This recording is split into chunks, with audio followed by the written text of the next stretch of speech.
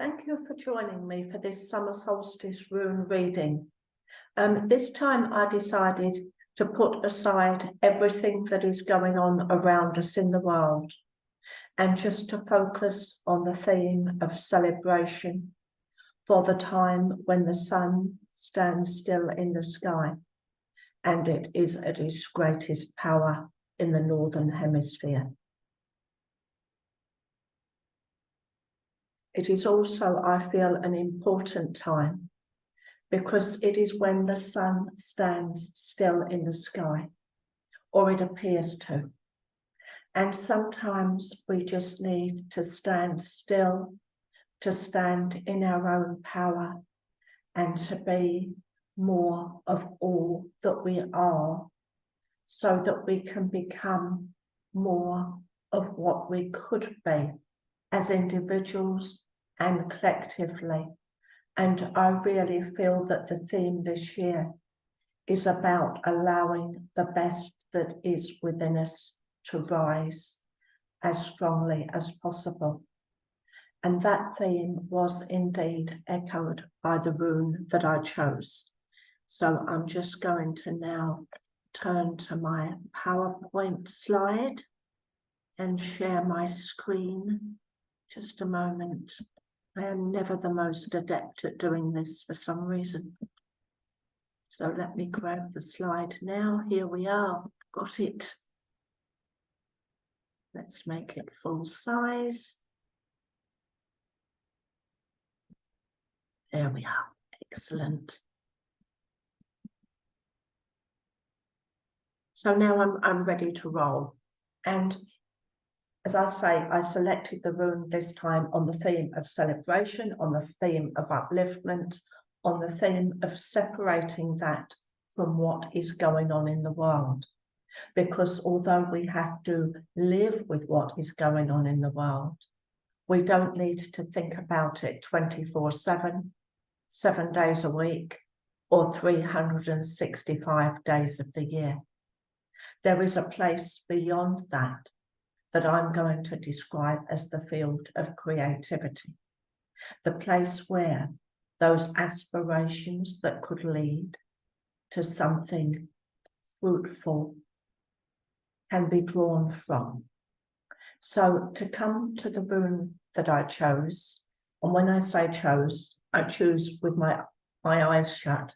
So of the 24 runes, I just asked to be guided to bring out the right one for the process that I'm selecting for. In this instance, the celebration of the Summer Solstice 2023. And the rune that came out is wonderful. Algis, also known as ear, in its upright position.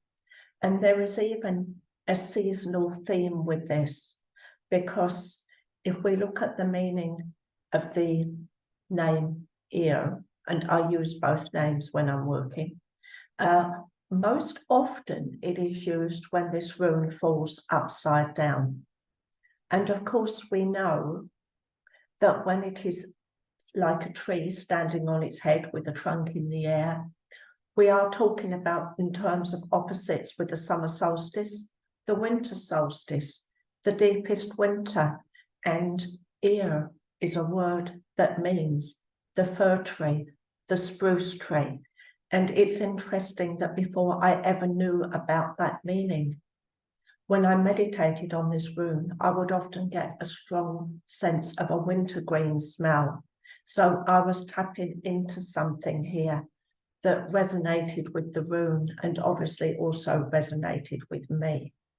But Algis is about the antlers on the reindeer, and it always brings to mind of how the reindeer at the head of the herd will stand so proudly with its antlers held high in the air, almost daring you to come near. And, you know, it's your risk. You have to do it with respect if you're going to do that. And as I'm looking at this, the algis is wonderful, a wonderful analogy for summer, because although the reindeer exist all year round, to me, when I look at this rune, I also see it as somebody standing with their arms upstretched, as though they're reaching towards the sun, as though they're extending their own branches. And one of the things that I like to do on the summer solstice, whether it's a sunny day or not, is to stand outside with my arms outstretched and reach towards the sun, contemplating the divine light, of which the sun is, of course, a part. I certainly don't believe that the sun is the totality of the divine light. I feel that there is something way beyond that, that we cannot begin to comprehend, that some would call source, some would call the Godhead, some would call it the Great Spirit or the Ultimate Spirit. But there's something here that lays way beyond us, and yet it is part of our existence, and we are part of it because we have that divine spark, that spark of life within us, or I believe we do. Obviously, everybody believes differently, but I believe in that. And to come back to this reading for the Summer Solstice 2023, August is very much about being proud, being the best that we can be, having courage, having strength, not being afraid to show our power, being who we truly are, being what we truly are. But it's also about what we've taken those themes and extending them to what we aspire to our hopes and dreams, to what we would like to become, to express, to know and to feel. And, you know, this is the time of flowering.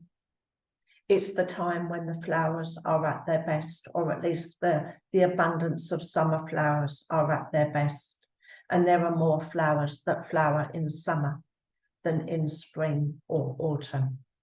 But when we look at that time of greatest flowering, we are looking at expansion, at beauty, expanding the beauty within, gravitating towards the beauty that exists in this world, that we can make more of in this world, and reflecting on how we can amplify that.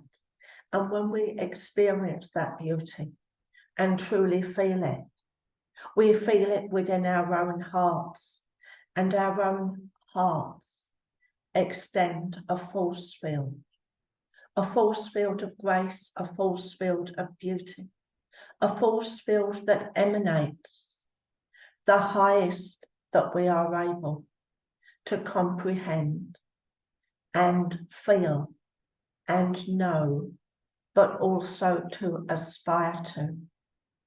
And I feel it's important to focus on this at the time when the sun is at its zenith in the sky, and at its zenith in terms of its own power.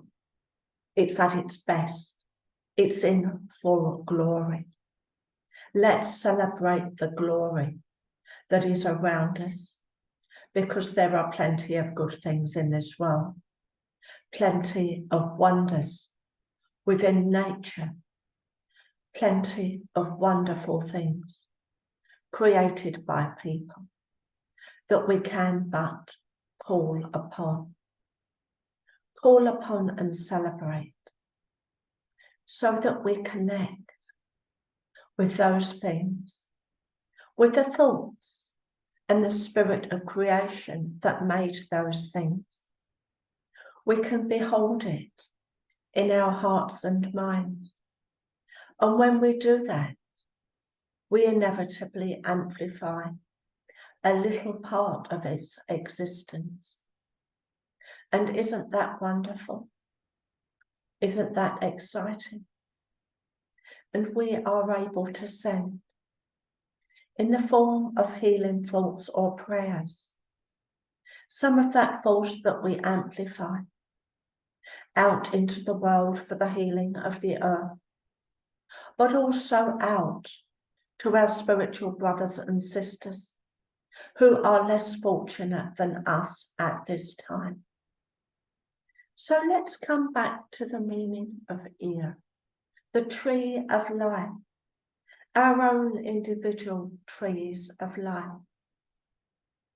And when we stand tall, when we reflect on our best attributes, and what we would like to shine a brighter light on, then again, we are becoming stronger. We begin to hold ourselves in higher regard. And holding ourselves in high regard is important at this time, because it not only helps us as individuals and as people that are part of communities, families, friendship groups, countries, and wider groups. It also helps to amplify that force, that we know that some of our spiritual brothers and sisters who are existing in conditions of horrible hardship at this time, whether that is due to climatic conditions, political issues that make things worse, or war-torn conditions. It doesn't matter. But don't we have, I won't say a duty, but isn't it a privilege to be able to do this, to be able to be in a position to extend our thoughts in this way, because we are largely not too preoccupied with hardship to give a few minutes to this, to allow ourselves to compensate in a way for those who cannot have such lovely aspirations at this time, or cannot have them easily. And we can also send that force out in the form of prayer,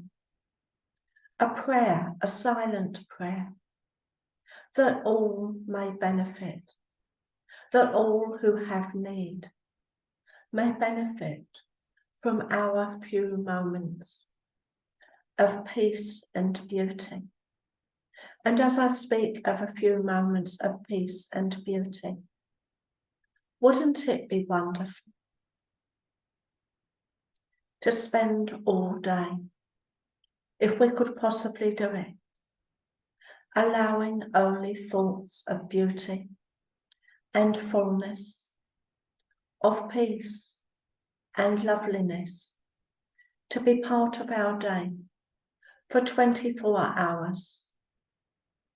The 24 hours from sunrise on the summer solstice to the 24 hours afterwards, sunrise on the day after the summer solstice. That might be a lovely thing to do.